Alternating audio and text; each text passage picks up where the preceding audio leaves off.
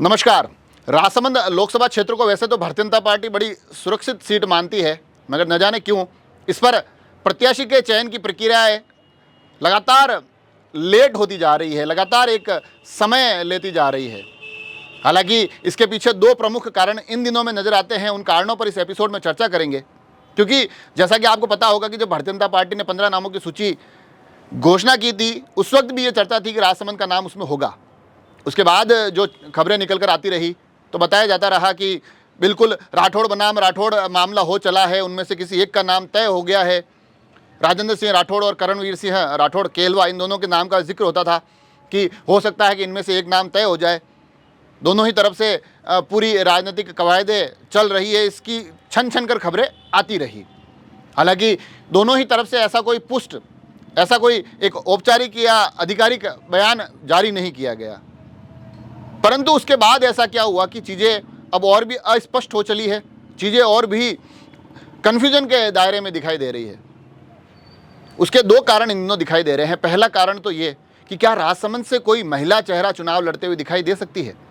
उस सूची में भी 3-4 नाम हैं, उन तक भी पहुंचेंगे। मगर साथ ही दूसरा कारण कि राजसमंद एक सुरक्षित सीट भारतीय जनता पार्टी के लिहाज से मानी जाती है, तो ऐसे में कई और भी नेता इस पूरी कोशिश में लगे हुए हैं कि उनका नाम यहाँ से सूची में आ जाए। और उस सूची में जो एक नाम बड़ी तेज़ी से सुर्खियों में चल रहा है, जो हालांकि अभी तो कांग्रेस का चेहरा है, मगर बताया जा रहा है कि उनको भारतीय जनता पार्टी में लाने की जो कोशिश की जा रही है, वो राजसमंद को आधार बनाते हुए लाने की कोशिश की जा रही है। मानवेंद्र सिंह जसोल का इस सूची में नाम लगातार चल रहा है, इन चर्चाओं में चल रहा है कि हो सकता है कि उनको इस आधार पर भारतीय जनता पार्टी की सदस्यता दिलवाई जाए।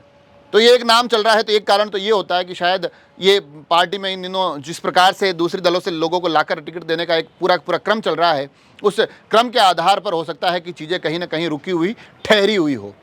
इसके पीछे और भी कुछ और नेता है जो चाहते हैं कि हम यहाँ से चुनाव लड़े। तो सुरक्षित सीट होने पर चुनाव लड़ने वालों की संख्या ज़्यादा है। एक तो कन्फ्यूजन का बहुत बड़ा कारण ये है, और दूसरा जो मैंने बताया कि क्या कोई महिला चेहरा यहाँ से चुनाव लड़ेगी, क्योंकि इन दिनों बीते कुछ दिनों में अचानक से महिला चेहरों की सुगबुगाहट बहुत ज़्यादा हो गई है। और क्योंकि 15 की सूची जो पहले आई उसमें मात्र एक महिला को टिकट दिया गया, तो बताया जा रहा है कि इन 10 में से तकरीबन 4 से 5 महिलाओं को अवसर दिया जा सकता है। ऐसे में राजसमंद भी उसमें से एक सीट हो सकती है। और जो नाम चर्चाओं में चल रहे हैं उसमें महिमा कुमारी मेवाड़, उनका नाम चल रहा है। एक तो नाथद्वारा जो गत विधानसभा चुनाव हुए, जहाँ से विश्वराज सिंह मेवाड़ चुनाव लड़े, जीते, डॉक्टर सीपी जोशी को हराया, उस वक्त महिमा कुमारी मेवाड़ ने एक महत्वपूर्ण भूमिका निभाई। और बताया जा रहा है कि जिस प्रकार उस दौर में भी चर्चाएं चलती थी कि कुशल राजनेता के तौर पर वो एक दिखाई दी, तो संभावना ये जताई जा रही है कि महिला चेहरे के तौर पर एक दावेदारियों की दौड़ में नाम महिमा कुमारी मेवाड़ का भी हो सकता है। दूसरा एक जिक्र संगीता कुंवर कोठारिया का भी चल रहा है। हमने उनसे इंटरव्यू भी लिया था, आप तक उनकी बातें भी पहुँचाई थी। लंबे समय से भारतीय जनता पार्टी के महिला संगठनों में सक्रिय हैं, अलग अलग दायित्व निभा चुकी है। बिल्कुल धरातल से उठकर आगे बढ़ने वाले कार्यकर्ताओं की सूची में एक संगीता कुंवर का नाम होता है। तो एक नाम यह भी हो सकता है। और एक नाम जिसकी चर्चाएं इतनी खुलकर तो नहीं है, मगर कुछ आशंकाएं, कुछ संभावनाएं उस नाम को लेकर भी जताई जा रही है, भुवनेश्वरी कुमारी। ये नाम हालांकि आपके लिए नया होगा, मगर राजसमंद कोठारिया से उनका भी संबंध है। और एक चेहरा जो इन दिनों चुनाव के इस पूरे के पूरे दावेदारियों की दौड़ में बड़ी तेजी से सक्रिय हैं, भवानी सिंह कालवी। उनकी धर्मपत्नी है ये। भवानी सिंह जी कालवी का ससुराल कोठारिया है। कोठारिया के जिस परिवार से ये भुवनेश्वरी कुमारी जुड़ी हुई है, वो राजनीतिक परिवार हैं। उनके पिता स्वयं राजस्थान सरकार में मंत्री रहे हैं। तो ऐसी स्थिति में यह भी संभावना जताई जा रही कि अगर राजसमंद की राजनीति महिला चेहरों की तरफ बढ़ती है, तो एक नाम यह भी हो सकता है। इन 3 नामों के अलावा भी कुछ नाम हैं जो अगर महिला चेहरे को अवसर मिलता है तो उस नाम की दौड़ में दिखाई दे सकते हैं।